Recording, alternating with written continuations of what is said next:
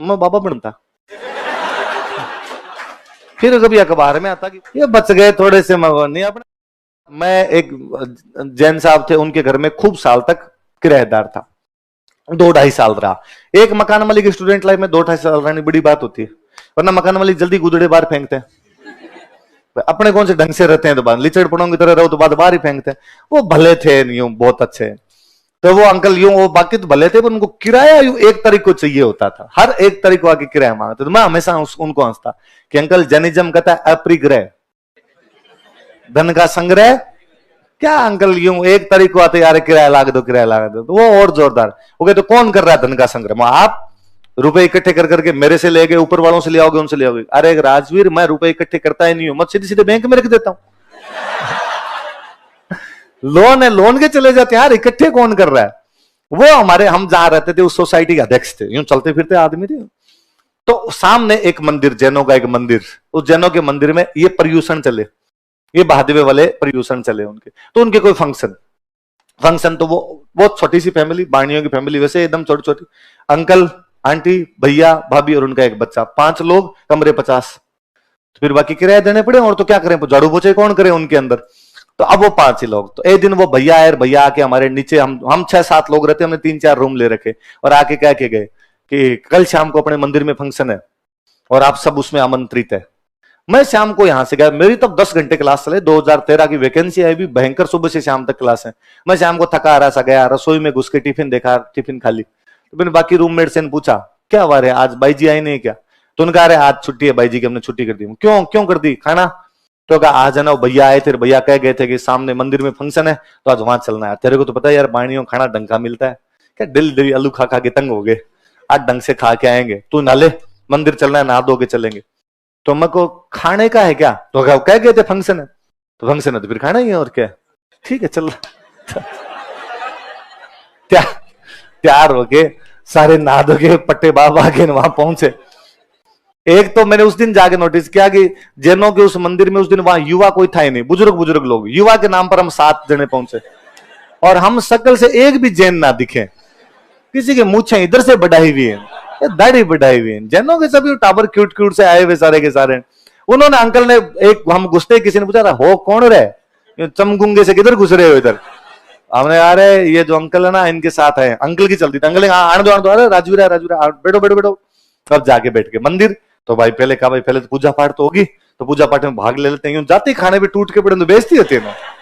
तो आपने तो पहले वो थोड़ा सा यूं पूजा पाठ से होने का, अभी आपके सामने एक कार्यक्रम किया जाएगा जिसमें भगवान महावीर का जब जन्म हुआ था तो भगवान महावीर की मम्मी को क्या क्या सपने आए थे उनको एक नाटक के माध्यम से बताया जाएगा। तो मैं कोई देख लेते हैं, ये देख लेते हैं। अब भगवान महावीर जो थे उनकी मम्मी को सपने आएगा 18। तो 2-3 एक सपने बाद में हमारे आंतड़ियां जवाब देने लगी। उसमें बच्चा आगे बताए भाई कैसा सपना आया था। तो मैंने, मेरे पास में जो सबसे जूनियर बेटे थे उनकी तरफ मैंने इशारा किया कि जुगाड़ देख बार खाने का किधर है, फिर एक एक करके देर देर निकलेंगे। वो थोड़ी देर घूम घाम के इधर आया, उसने मेरे तरफ कहा कोई जुगाड़ नहीं है यहाँ खाने। ये 9-9:30 बजे के आसपास का टाइम। तो जो जिन्होंने कहा था कि फंक्शन है, मैंने उनकी तरफ देखा, तो उन्होंने मेरे को धीरे से कहा कि तू मंगता है, बाणियों के ना खाना थोड़ा ढंग से होता है, अपनी तरह थोड़ी कढ़ाई लगाएंगे बाहर, पैकेट है पैकेट, ऊपर कहीं पैकेट पैक हो रहे होंगे और अपने को पैकेट दिए जाएंगे, खा लेंगे, 7 पैकेट ले लेंगे अपने, ठीक। और अलग अलग सब्जी अलग, पूड़ी अलग है। थोड़ी देर बाद मैंने, एक जूनियर और थे, उनको पैकेट देख क्या पैकेट मिल जाए तो ठीक है। वो घूम फिर कर उसने मित्र कहा यहाँ पैकेट भी नहीं।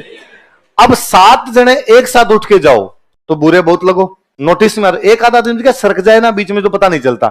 7 फिर आप नए आए हुए थे, आप पे सबकी ध्यान है।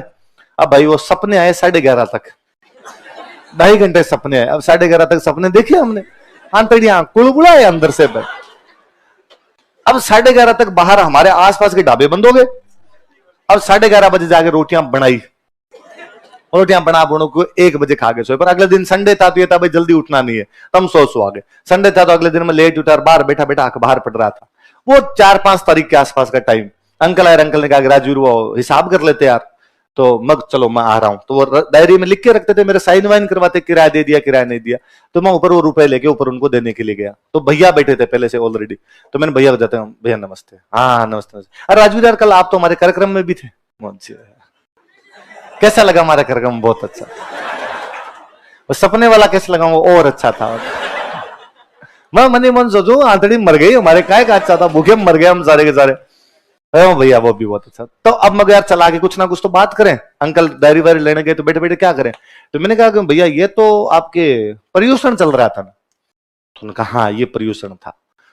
तुम कैसे जानते हो पर्यूषण? अरे मैं भैया मैं जर्नलिज्म के बारे में खूब सारी बातें जानता हूँ, मेरा तो फिलोसॉफी सब्जेक्ट था और जर्नलिज्म मेरा पढ़ा हुआ है खूब अच्छा।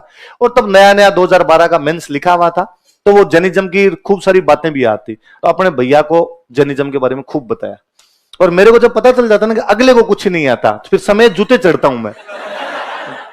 तो मैंने भैया को जो जो जर्नलिज्म का ज्ञान ढोल सकता था ढोला भैया पे। और मैंने कहा कि भैया ये जो है 10 लक्षण पर्व है, 10-10 दिन के व्रत होते हैं, ये चैत में होते हैं, भादवे में होते हैं और माघ में होते हैं। और भादवे वाले को पर्यूषण बोलते हैं, ये दिगंबरों का होता है, ये श्वेतंबरों का होता है। भैया अड़ गए, भैया ने कहा नहीं नहीं ये कोई चैत माघ में नहीं आते, केवल हमारे भादवे में आते हैं। मैं भैया आते हैं, ये हमारी किताब में लिखा हुआ, मेरा पढ़ा हुआ है बहुत अच्छा जैनिज्म के बारे में। तो उन्होंने कहा यार किताब में तुम्हारे ऐसे लिख दिया होगा, बाकी मैं जैन हूं यार, मैं जानता हूं ये भाद्रपद में आते हैं और मैं नहीं आते। हम दोनों बहस कर रहे थे, इतने में अंकल आ गए, क्या हुआ बहस क्यों कर रहे? तो भैया ने कहा कि राजवीर ये कह रहा है कि ये जो अपने जो कल कार्यक्रम था, ये 10-10 दिन के कार्यक्रम होते हैं और ऐसे साल में 3 बार होते हैं, चैत में भी होते हैं, भाद्रपद में होते हैं, माघ में होते हैं, मैं इसको कर रहा हूं नहीं केवल भादवे में होते हैं। तो उनका यार अंकल ने भैया कहा तुझे नहीं पता, राजवीर सही कह रहा है, ये वास्तव में अपने 3 होते हैं और बाकी 2 वाले जो व्रत होते हैं वो तो वो संत मुनि जी रखते हैं और ये वाले अपने सारे रखते हैं। इसलिए बता, मेरे को तो खुद को अभी पता चला था। इस बार जब ये अपने मंदिर में कार्यक्रम चल रहे थे तो मुनि जी आए थे, मुनि जी ने सारी बातें बताई थी। फिर अंकल ने मेरे से इधर बात की, मैंने और बताई उनको बातें। उन्होंने कहा यार तू जैनिज्म के बारे में खूब नॉलेज रखता है। हाँ अंकल मेरे को अच्छा पता। यार हमारे आजकल के बच्चे तो इतना ध्यान रखते ही नहीं, मैं युवा पीढ़ी कटी गई अंकल, अब कोई नहीं रखता। हिंदू धर्म वाले कौन से हिंदू धर्म की बातें ध्यान रखते हैं? उनका यार तेरी बात सही है, तू यार टीचिंग करवाता ना। मैं तो तू एक दिन क्लास ले ले हमारे यहाँ और तू हमारे बच्चों को ये पढ़ा दे जो तेरे को बातें आती है, तू तेरी एकदम इस लैंग्वेज में बताएगा, ठीक रहेगा यार। इस हाँ अंकल ले लूंगा। हालांकि उन अंकल ने कभी वापस मेरे को कहा ही नहीं। उस दिन बात हुई, उन्होंने मेरे को बिजी देख के नहीं कहा होगा या वैसे नहीं कहा होगा, कैसे भी नहीं कहा। पर हम फिर कई बार सोचता हूँ कि यार यदि वो अंकल क्लासें लगा देते तो मैं चला जाता, मैं लिहाजू खूब हूं, मेरे को कहता तो मैं पक्का ही चला जाता, भले नाइट में मेरे को 7 से 10 लेनी पड़े वहां पे। और यदि 5-7 दिन जाते, अपने में वैसे ही जर्नलिज्म ज्यादा है रहता, फिर और ज्यादा रहता, तो मैं बाबा बनता।